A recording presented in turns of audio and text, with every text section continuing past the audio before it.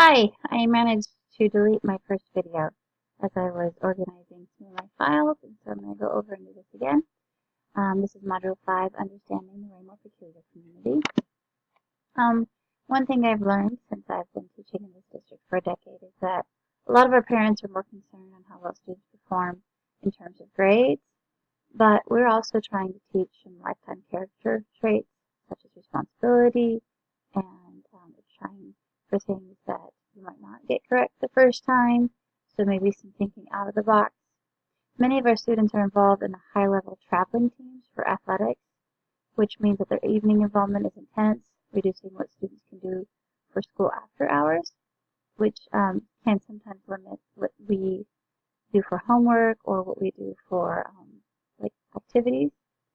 Our school has students in multiple races, with a large portion having a Protestant background, and a large portion of our students come from wealthy families who are primarily Republican, but we do have a strong demographic group as well, or Democratic group as well, excuse me.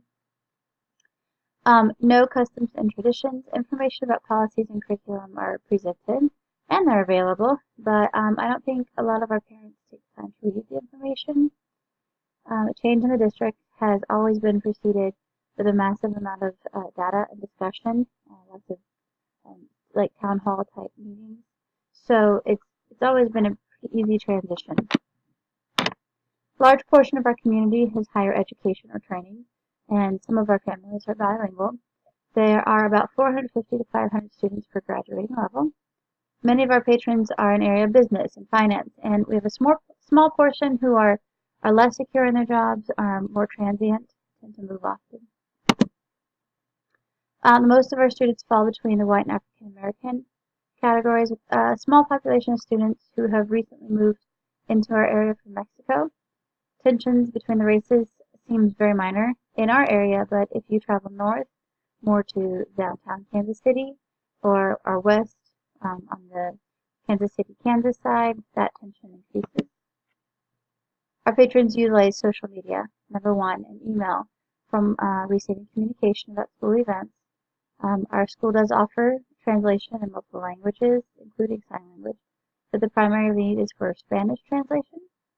The majority of the news comes from social media, but Kansas City hosts multiple major TV networks that have local news that will cover our school as well. We're about 30 minutes from downtown Kansas City, so a lot of times we get put into the Metro News. Many of our patrons gather around the sporting groups, not only as a developmental opportunity, but as a social opportunity. They want to make sure that their students are ready for a four-year college. They're still very much set on a four-year college, but we're trying to broaden that, and we're seeing some success in students that are going to two-year colleges and using their A+, or maybe just technical training where they're a better fit.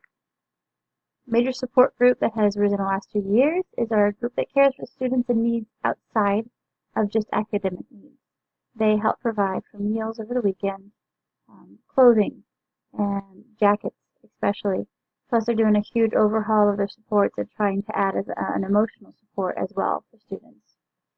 Problem tends to arise when we have a group of parents who like to take to social media to air their grievances, but they don't follow the chain and they don't contact the principal or the teacher first to resolve it. We have a few community members who run for school board in order to enact specific changes. Most of the other changes that we see happen as a result of the community surveys that the central office conducts.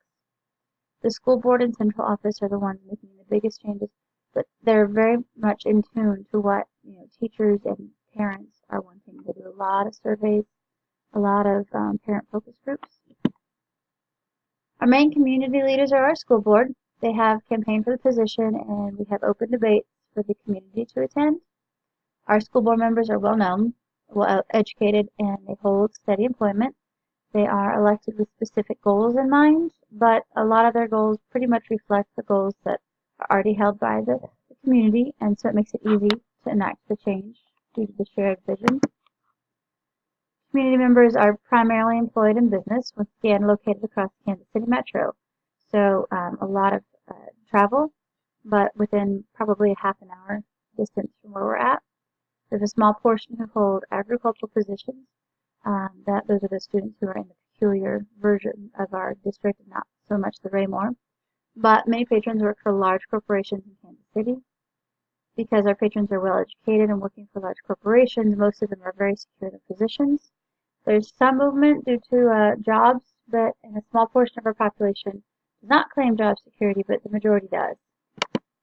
Recent levy brought us from the lower end of the tax bracket compared to like schools in our area to more of the middle of the list. Our superintendent did a huge study, and he was able to bring data and show exactly where we were at in different areas of compensation, and this was one of the things that he talked about. Separating politics from education has not been really a problem. Patrons just want to see their students succeed, and they refused the levy increase during the downturn of the economy a few years back when the housing like lost a lot of support. But now that housing is back up, they've approved the recent levy, and I think were in a better financial position to do so. We don't have a lot of interracial tension.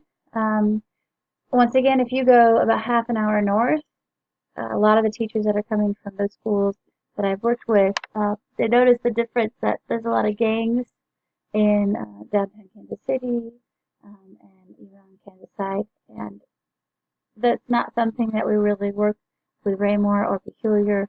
A lot of our families are avoiding that. They come here because they don't want to have to deal with that type of tension.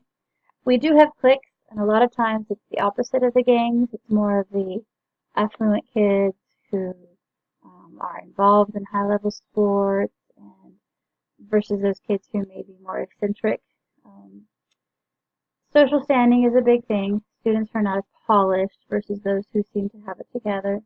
That tends to be where the tension lies. But we regularly pull together as teachers for candid conversations about students that are in our classes, so we can determine what we can do in order to make sure that they stay focused and successful. And we have an on-site police officer who also feeds us data as to what may be happening in specific subdivisions that can cause tension at school as well. Population of students who come from other cultures is very small. We do have a few students. Every once in a while we will have a student who transfers in from a foreign country and brings with them their belief systems and their form of dress. They, for the most part, have been received with interest. The kids are interested and they're open to them coming. We try to make sure that they have the support that they need in order to make that transition. But it's not been an overall support. It's just been one that's been, structured one-on-one. Public relations officer does a really great job. She's been there since I've been there, and I've been there at least a decade. Her daughter was actually one of my students, but she does a really great job at being proactive and getting information out to our community on upcoming events and relaying details of events that have happened. Our superintendent has a panel of teachers and local community members that meets often to talk about what change needs to be enacted within the district and how the community feels about the school. He calls it his strategic plan, and they choose certain points to work on over the course of the strategic plan, so it's not just a variety of projects that never get done, but it's very specific projects that are enacted to make improvements to the district. Surveys are often distributed for collecting data on public opinion on specific items. Sometimes it's like a survey about parent-teacher conferences, but then there's also one that is at the end of the school year, and it's kind of an overall how people feel, and what changes they think need to be made. Public opinion surveys tend to be by Google Form, but the superintendent does call for volunteers to serve on his improvement panel, and those conversations do happen in person, kind of a round table type event. And I know it went fast, but that is it again. Sorry, I deleted it the first time.